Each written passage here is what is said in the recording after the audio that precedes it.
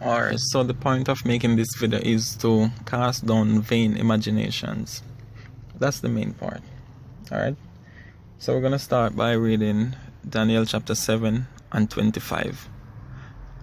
And he shall speak great words against the Most High. And we know this he right here is talking about a kingdom. Right? This is talking about a kingdom, which we know is very different from all the other kingdoms. It's nothing like the Assyrian kingdom. It's nothing like the ancient Babylon, Nebuchadnezzar. It's nothing like the Persian and Medes. This is the Greco-Roman, in the sense of, their rebirth or their renaissance. Right? It's this kingdom today. And shall wear out the saints of the Most High, and think to change times and laws.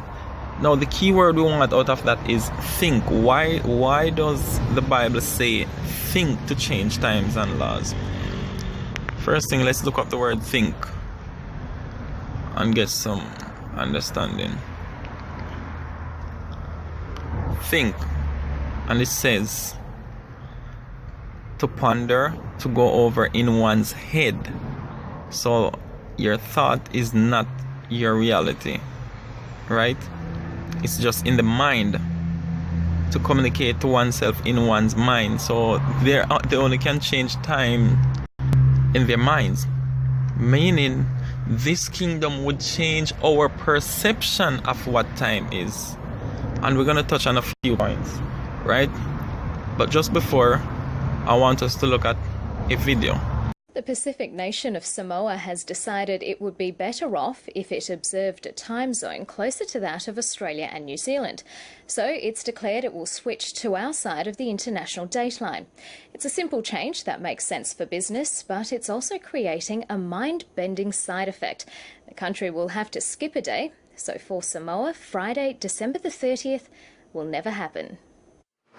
For Samoans who can't wait for the weekend or for New Year's Eve parties, this year impatience has been rewarded.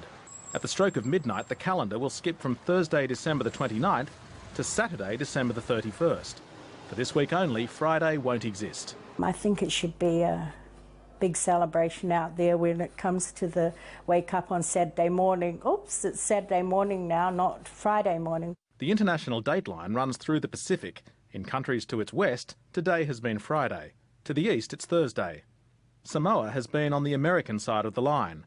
But after the change, it will rejoin nations to its west, where tomorrow is definitely Saturday.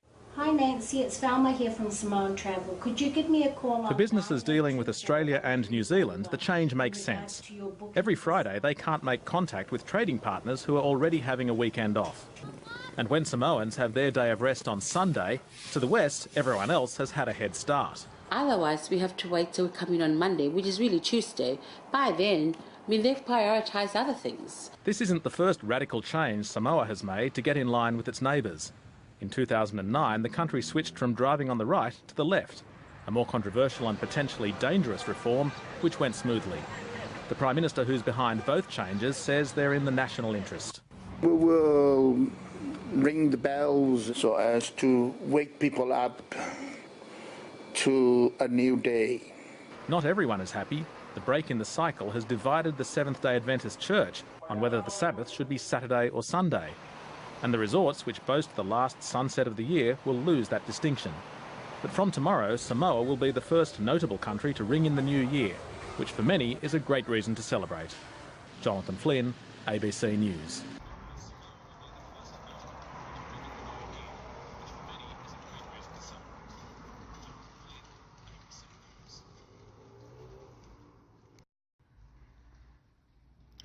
So that's one of the change. That's how they change time, right? That's why the scripture says think, because it's only a thought. They did not change time. They changed your perception of time, right? Now we saw that they just move on a line, right? Now let's see what this line really is. It says, what is the international dateline? The international dateline is an imaginary. Probably we should look up the word imaginary. This does not physically exist, right? is an imaginary line on Earth's surface defining the boundary between one day and the next. That's all it is. They did not change time. They changed the way you think about time. That's all they did. They changed your perception, right? That's why they can do all of these things. How can you? Okay, let's look at the calendar. Let's look at the calendar, right? This is going into the Roman, the Gregorian calendar, right? The calendar was developed as a correction to the Julian calendar. Remember, Russia and those places back then, they were using the Julian calendar. In the Americas, the Gregorian, the Gregorian, shortening the average year by 0.0075 days to stop the drift of the calendar with respect to the equinoxes. To deal with the 10 days difference, mark that part, we're going to go back to it. To deal with the 10 days difference between calendar and reality. You see, there's a big difference between what we call calendar today in this, under this Roman Empire, as opposed to calendar in reality. That this drift had already reached. The date was advanced so that 4 October 1582 was followed by 15 October 1582. Notice in this part, when you take away 4 from 15, you get 11. So this is talking about the 11 days difference. But up there it says to deal with the 10 days difference. All right. So we're going to look at those 2 pointers. Right. Let me just finish reading this part. The reform also altered the lunar cycle. Hold on. The Gregorian is supposed to be a solar calendar. What does it have to do with the lunar? That's the first question. That means that Gregorian calendar is fake, right? It's fake because it's supposed to only be about the sun, and we know you don't get months from the sun.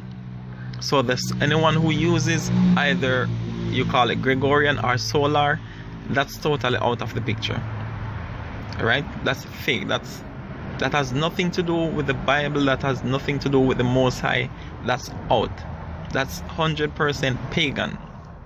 That's for the other nations, not for us Hebrews. The reform also altered the lunar cycle used by the church to calculate the date for Easter. You see why they use this? What's the psychology behind all of this?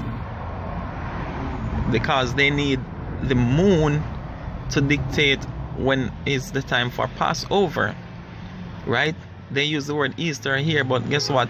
They use their strong wine or their strong influences to push the so-called Easter directly where Passover falls, so they can push Passover out of the way, and the whole world would be celebrating Easter in the first moon of the year.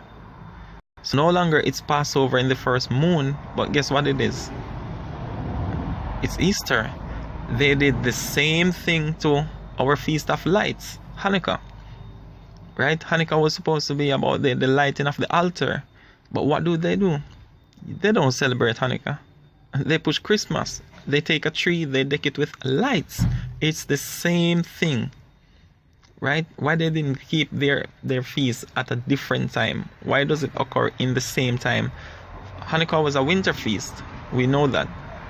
Christmas is also a winter feast for them. Right? It's the same thing. They had to do that to push the biblical feast days out of the way. Right? The Bible calls it holy days, meaning set apart days. What did they do? They changed the Y to I and call it what? Holiday. And we're going to look at this 10 days and 11 days difference, right? And why did they have to use the moon to do all of these things? Right? We're just going to later to make it quick. They say their Roman calendar is 365 days. So we're going to deal with a 10 days difference and the 11 days difference. We know the moon carries either 29 or 30 days. So each year has hold on, clear. 365 minus 354 days, that's where you get the 11 days difference.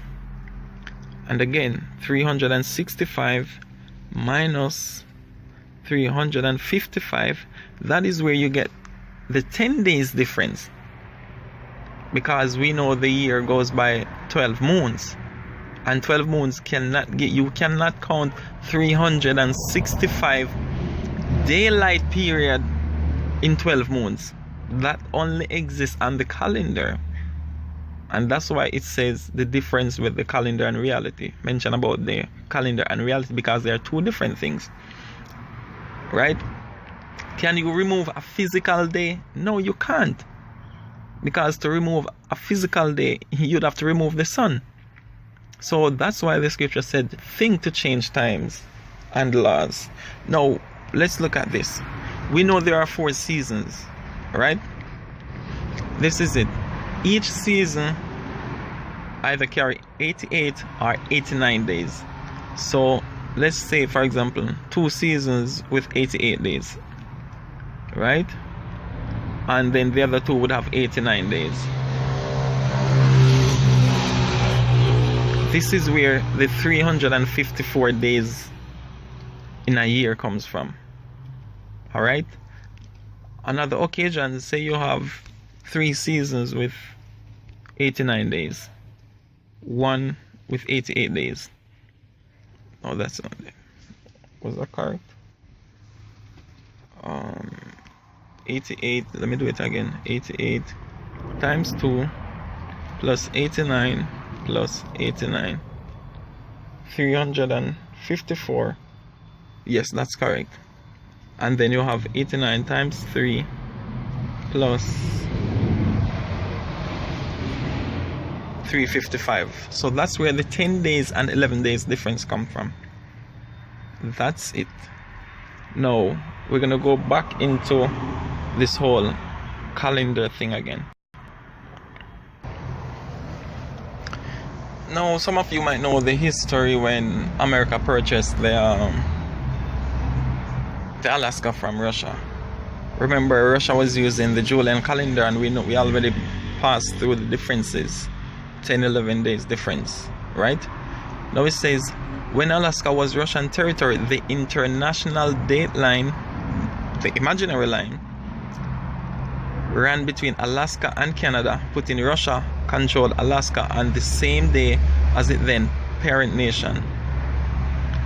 This meant Alaska was often on a different day altogether than its new owner. That's talking about America. See, the United States. That couldn't continue once Alaska changed hands. So once they changed empires, they would change also the time, right? The easy solution was to shift Alaska's time zone, again the imaginary line, so that it was on the American side of the date line. In effect, when Alaska shifted to America, the date line shifted to, it now runs between Alaska and Russia. So no longer it's between Alaska and Canada, right? So it just goes on the other side. But that wasn't the only effect of the time zone shift. Alaska ended up losing one of the 12 days it gained, moving to October 18th instead of the 19th. And it also lost a day of the week in the process. Instead of going from Friday the 6th to Saturday the 19th, it went from Friday to Friday. How the hell you have 2 days, 2 of the same days back to back? That's not making any sense, right? So these are the things. If once you know these things, where you know one nation conquer this nation, they change, they govern them, they change the timing, all of these things. And what you have to understand is the whole point of this international date line, it is all political. It's political. It has nothing to do with the Most High. It's about the merchants of the earth. That's all. It's just a group of men who wants to run their businesses, this and that. It's all about commerce. And we know who controls the world through its commerce. We know who it is.